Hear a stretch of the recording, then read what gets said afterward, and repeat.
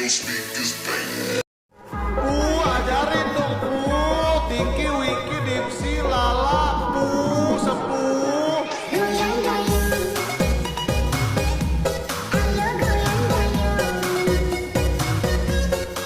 Hai guys. Oke, pada video ini kita akan membahas tentang praktikum sel volta pada baterai buah. Nah, sebelum itu kita harus tahu dulu nih guys, apa sih dasar teorinya? Elektrokimia yaitu cabang ilmu kimia yang melihat hubungan arus listrik dengan suatu reaksi kimia. Dibagi dua yaitu sel volta dan sel elektrolisis. Nah, kita akan membahas sel volta terlebih dahulu. Apa sih yang dimaksud dengan sel volta? Sel volta adalah sel yang mengubah reaksi kimia menjadi energi listrik. Tempat berlangsungnya reaksi redoks adalah elektrode. Elektrode dibagi menjadi dua, yaitu ada katoda dan anoda. Di mana katoda sama dengan reduksi, kutubnya positif, dan anoda adalah oksidasi, kutubnya negatif. Selanjutnya, elektrode kan dibedakan menjadi dua, yang pertama ada katoda dan yang kedua ada anoda. Katoda berfungsi sebagai penerima elektron dan anoda berfungsi sebagai penghantar elektron. Elektron berasal dari larutan atau senyawa yang mengalami oksidasi atau anoda sehingga reaksi pada sel volta itu bisa terjadi tanpa adanya arus listrik. Pada praktikum sel volta, untuk membuat baterai dari buah harus menggunakan buah-buahan yang mengandung larutan elektrolit atau bersifat asam. Contohnya jeruk, belimbing, tomat, lemon, kedondong, dan sebagainya. Sifat asam pada buah inilah yang dapat menghasilkan energi listrik. Pada praktikum kali ini, kelompok kami akan menggunakan dua jenis buah, yaitu buah tomat dan jeruk nipis. Buah tomat dan jeruk nipis mengandung elektrolit sehingga bisa menghasilkan energi listrik.